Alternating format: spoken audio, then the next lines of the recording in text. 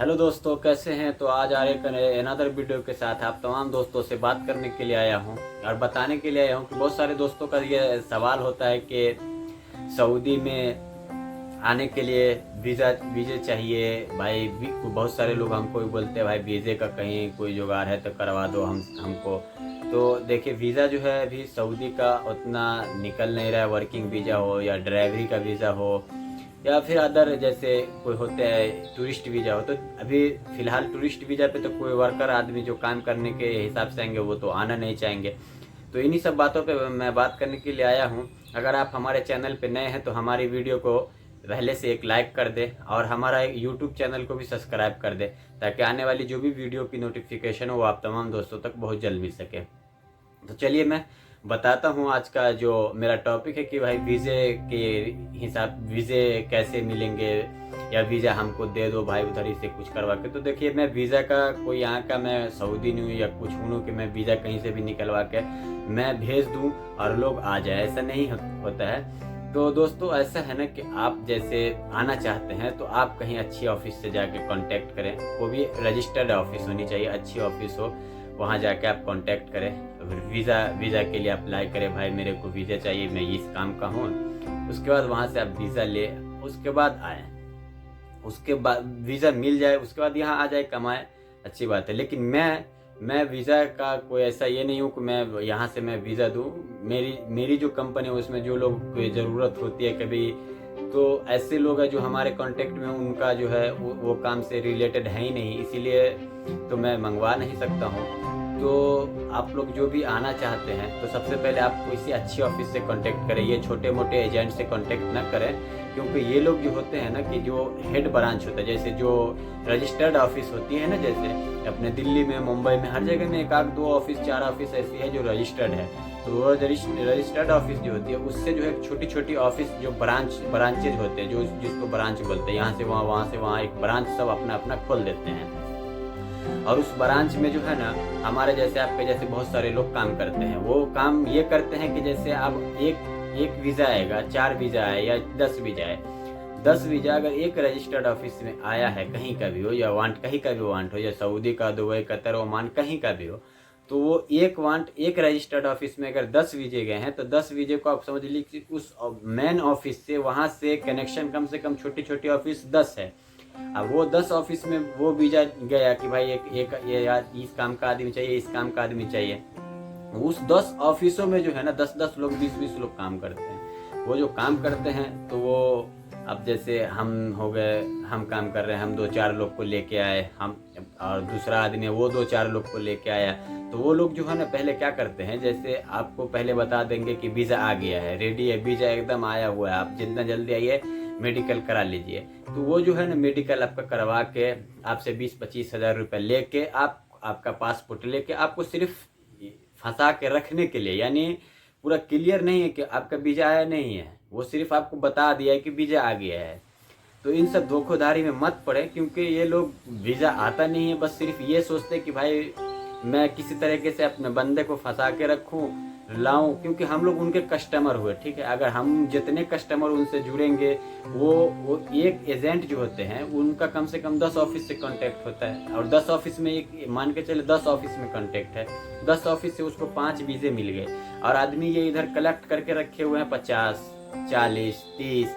तो ये क्या करेंगे, उसमें से जिनका पहले आया होगा, अब मान के चलिए कि हम 5 वीज़े उनको मिल गए, 10 ऑफिस करने कांटेक्ट में है और 5 वीज़े मिल गए हैं, 5 वीज़ा उस एजेंट को मिला है। अब पांचों वीज़ा अलग अलग जो है कैटेगरी का है, जैसे कोई इलेक्ट्रिकल का, प्लम्बर का है, सब इलेक्ट्रिकल, प्लम्बर, उसके बाद जो है क्या कहते हैं, कोई सेटरिंग कारपेंटर, कोई स्टील फिक्सर है। तो इन सब कैटेगरी का जो है वो देखेंगे कि कौन कौन है, तो उन लोगों का काम करवा देंगे। फिर उसके बाद बाकी जो बचे, फिर उसको बोलेंगे भाई थोड़ा रुकिए, आपका वीज़ा आ गया है, यहाँ है, वहाँ है। आपको इस तरीके से जो है ना दिमाग को आपको घुमा के वो लोग रखते हैं, ताकि ये लोग किसी तरीके से हमसे जुड़े रहें, ये जाए नहीं, क्योंकि वो पहले आपका पासपोर्ट और पैसा पहले ले लेता है, इसी वजह से, ताकि ये यहाँ से जाए नहीं। और जो भी एजेंट होते हैं जो सऊदी या कहीं भी किसी भी अदर कंट्री का जो काम करवाते हैं, वो लोग जो है ना थोड़ा सहनशील होते हैं अंदर से, क्योंकि वो लोग को मालूम है कि हम जिन लोगों का पैसा लेके पासपोर्ट लेके रखे हुए हैं, ज़्यादा दिन हो गया, वो कुछ भी बोल देंगे हमको, तो इसलिए वो लोग थोड़ा बर्दाश्त भी करते हैं।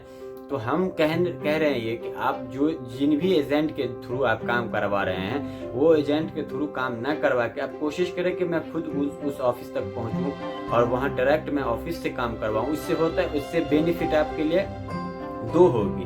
बेनिफिट एक ये होगी कि आपको डायरेक्ट ऑफिस से कांटेक्ट होगा और ऑफिस से आप डायरेक्ट काम करवाएंगे तो आपका काम भी अच्छा होगा और जल्दी भी होगा। और नंबर 2 कि पैसे जो है ना आपको बहुत कम यानी कम लगेंगे। मान के चले कि एक हेड ऑफिस का जो खर्चा होगा 50,000 60,000, पूरा टिकट उकट लेके इतना में आपका काम हो जाएगा। लेकिन आप वही काम एजेंट के थ्रू जो करेंगे ना, तो एजेंट क्या करेगा आपको कि जो मान के चलिए एक हेड ऑफिस है, एक हेड ऑफिस के 10 ब्रांच है, 10 ब्रांच में से हर एक ब्रांच में 10-10 एजेंट 20-20 एजेंट काम करते हैं।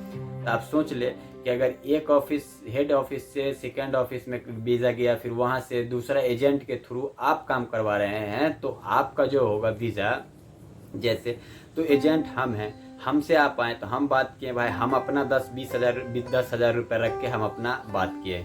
फिर वो ऑफिस वाले का चार्ज हो गया, जो फर्स्ट ऑफिस से सेकंड ऑफिस होगा उसका 10-20 हज़ार चार्ज हो गया। फिर फर्स्ट जो सेकंड वाले का तो हो गया, अब आ गया फर्स्ट वाले ऑफिस का भी 10-20 हज़ार चार्ज हो गया। तो आप जोड़ ले कि 10-20 हज़ार इस ऑफिस का, 20 हज़ार उस ऑफिस का, 20 हज़ार एजेंट का, तो 20-60 हज़ार रुपया तो आपका सिर्फ इस प्रोसेस में चला जाता है कि भाई इससे वो जुड़े हुए हैं, इसमें चला गया। अब आगे आ गए आप, तो किसी का ECNR पासपोर्ट है, किसी का ECR पासपोर्ट है, तो ECR वाले को तो और ज़्यादा वो लोग एजेंट लोग कहता है कि भाई इसका जो है से हम ये कर, उसमें जो है आपको 20 हज़ार 15 हज़ार 10 हज़ार रुपया लग जाएगा, ये वो, तो उन लोगों को थोड़ा और दिक्कत हो जाता है। लेकिन इन सब चीज़ों से बचने के लिए ना आप कोशिश करें कि मैं डायरेक्ट ऑफिस से कांटेक्ट करूं और वहां जाके फिर मैं अपना काम करवा के यहाँ आऊँ। वे एजेंट के चक्कर में आप ना रहें, क्योंकि बहुत सारे एजेंट ऐसे होते हैं ना जो आपका काम करवाएंगे भी नहीं, आपका पासपोर्ट भी गुम, आपका पैसा भी लेके वो भाग जाते हैं। और ऐसा 1-2 किस्से है नहीं, बहुत सारा ऐसा वाकया जो आया हुआ है कि भाई एक एजेंट ने 50-100 लोगों का 50-50 हज़ार रुपये 30-30 हज़ार रुपये लेके और पासपोर्ट लेके भाग गया है। तो इसीलिए इन सब चीज़ों से बचे। और कोई भी एजेंट जो है ना जो बोलता है वीज़ा रेडी है, अगर वीज़ा रेडी है तो बस 15 से 20 दिन का काम है, उसमें ज़्यादा दिन का काम नहीं। आपको वीज़ा स्टैंप पासपोर्ट पे कराने के लिए बस 1 हफ्ता 10 रोज का टाइम लगता है। 1 हफ्ता से 10 रोज के अंदर में आपका वीज़ा स्टैंप हो जाएगा। और वीज़ा स्टैंप हुआ उसके बाद बचा क्या काम, उसके बाद वीज़ा स्टैंप हुआ उसके बाद आप टिकट कटाइए, सब जहाँ की आपको फ्लाइट जहाँ का आपको वीज़ा मिला वहाँ आप चले जाइए। तो एजेंट लोग सिर्फ ये, अभी कोई एजेंट बोल रहा है कि वीज़ा आ गया है, आपका रमजान के बाद काम होगा, ईद के बाद काम हो जाएगा। भाई वीज़ा आया तो अभी काम करवा दो, क्योंकि वीज़ा आया नहीं होता है, असल में वीज़ा नहीं आया होता है, बस ये लोग धोखा देते हैं लोगों को और चालबाजी करते हैं सिर्फ इसलिए कि अपना पेट पले और दूसरे को कुछ भी हो उससे उसको कोई लेना देना नहीं होता है। बहुत सारे एजेंट तो इस प्रकार के बहुत सारे हैं जो सिर्फ पैसा लेके अपना बैठे हुए हैं आराम से, हाँ भाई हो रहा है इतने में लगे रहते हैं। तो इन सब चीज़ों से बचें और अपना काम अपने हाथ से करें, और इससे आपको 2 फायदे हो जाएंगे जो फायदे मैंने बता दिए आगे। और रही वीज़ा, जैसे वर्किंग वीज़ा हो गया, अब टूरिस्ट वीज़ा है, टूरिस्ट वीज़ा तो आसानी से मिल जाते हैं। जैसे लोग टूरिस्ट के लिए 15 दिन 20 दिन 1 महीने के लिए आते हैं, टूरिस्ट में अपना घूम फिर के चले जाते हैं। ड्राइवरी का वीज़ा होता है, अब हाउस ड्राइवर है सऊदी में, अभी हाउस ड्राइवर चलता नहीं है, तो चलिए मैं ये हाउस ड्राइवर और जो हैवी ड्राइवर होता है इन सब बातों पे एक किसी नेक्स्ट वीडियो में मैं बात करूंगा और बताऊंगा कि हैवी ड्राइवर में आने से क्या फ़ायदा है और हाउस ड्राइवर में आने से क्या फ़ायदा है। तो चलिए दोस्तों, अगर वीडियो अच्छी लगे तो प्लीज़ हमारे वीडियो को लाइक कर दें, और हमारे चैनल पे नए हैं तो प्लीज़ हमारे चैनल को भी सब्सक्राइब कर दें, ताकि आने वाली जो भी वीडियो हो उन तमाम वीडियो की नोटिफिकेशन आप तमाम दोस्तों तक बहुत जल्द मिल सके। तो चलिए मिलते हैं किसी नेक्स्ट वीडियो में, तब तक के लिए अल्लाह हाफिज़, अपनी दुआओं